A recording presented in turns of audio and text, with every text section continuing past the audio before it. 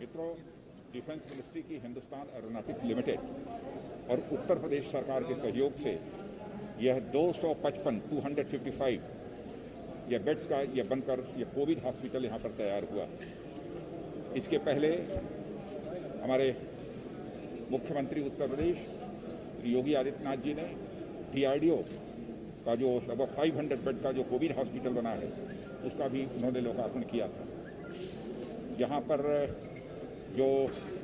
लगभग 25 वेंटिलेटर्स और अप्रॉक्सीमेटली 100 के आसपास यहाँ पर HFNC यानी जो क्रिटिकल जो केसेस होंगे इनके ट्रीटमेंट की यहाँ पर बहुत ही अच्छी व्यवस्था की गई है। आज इसका निरीक्षण करने के लिए हम लोग आए थे और मैं कहना चाहूँगा कि उत्तर प्रदेश सरकार ने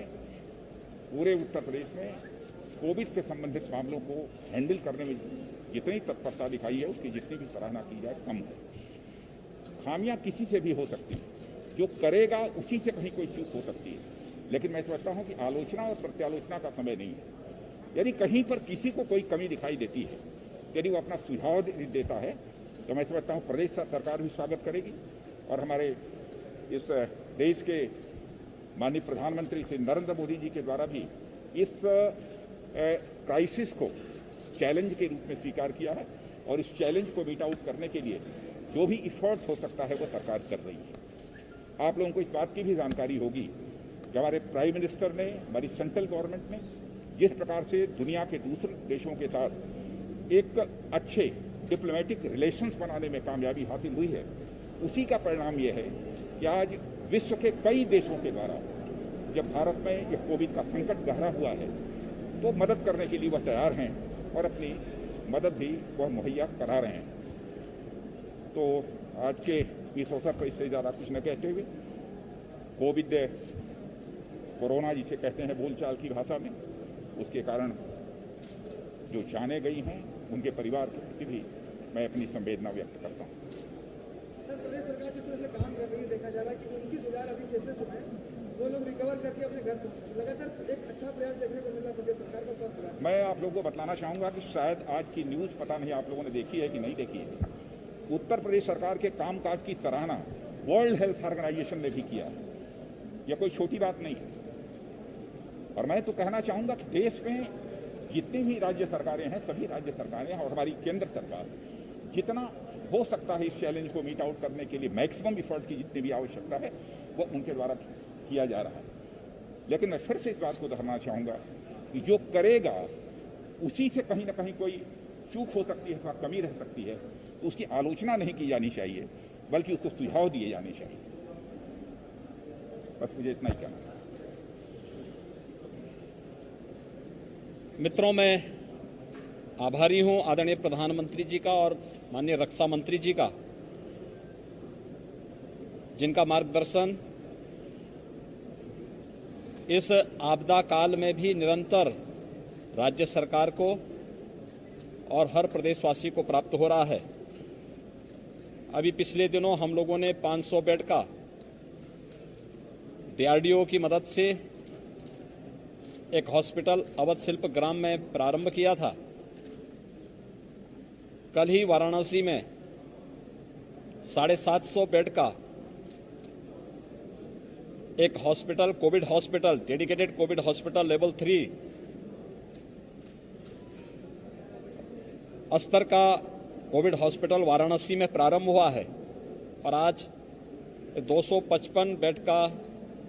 डेडिकेटेड कोविड हॉस्पिटल HAL की मदद से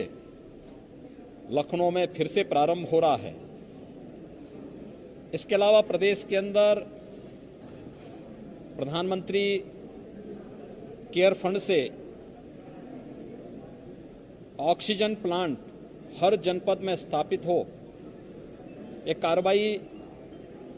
फर्स्ट वेव के समय से प्रारंभ हो चुकी थी। युद्ध स्तर पर वे प्लांट लग रहे हैं। सेकेंड वेव आने के बाद इसमें और तीव्रता आई है। प्रदेश के अंदर सभी 75 जनपदों में आज PM केयर फंड से, स्टेट के CM केयर फंड से, गन्ना विभाग के द्वारा, स्वास्थ्य विभाग, चिकित्सा शिक्षा विभाग और CSR से जिसमें डीआरडीओ भी हमें बहुत बड़ी मदद कर रहा है। 300 ऑक्सीजन प्लांट हम लोग अलग अलग जनपदों में स्थापित कर रहे हैं।